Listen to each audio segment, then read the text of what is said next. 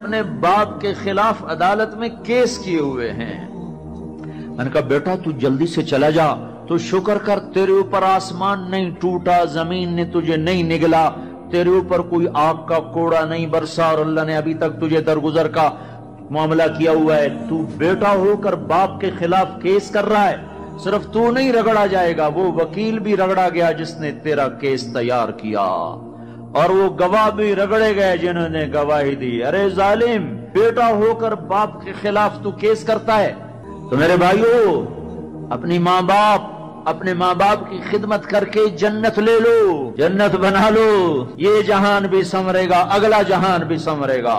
ایک نوجوان تھے، ان کا نام ہے کلاب، وہ گئے اللہ کے راستے میں، ماں باپ تھے بوڑھے ضعیف، ہاتھ بھی کامتے تھے، تو ان کے باپ نے کہا بیٹا جب تو بچہ تھا ہم نے تجھے پالا، جب ہمارے ہاتھ کانپنے لگے نہ تیری ماں مجھے گلاس پکڑا سکے نہ میں خود پی سکوں، تو ہمیں چھوڑ کے چلا گیا۔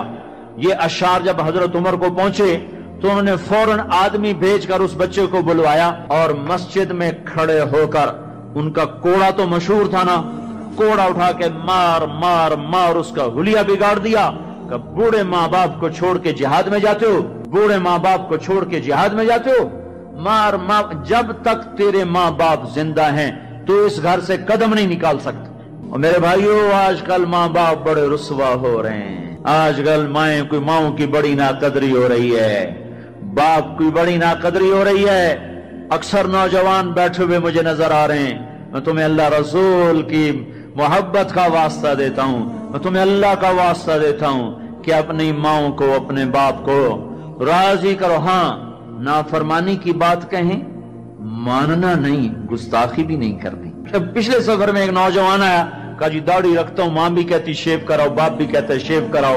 میں نے کہا نہیں نہیں نہیں نہیں نہیں، بالکل نہیں اطاعت کرنی اس میں ماں باپ کی، لیکن گستاخی پھر بھی نہیں کرنی، گستاخی بھی نہیں کرنی، اطاعت بھی نہیں کرنی۔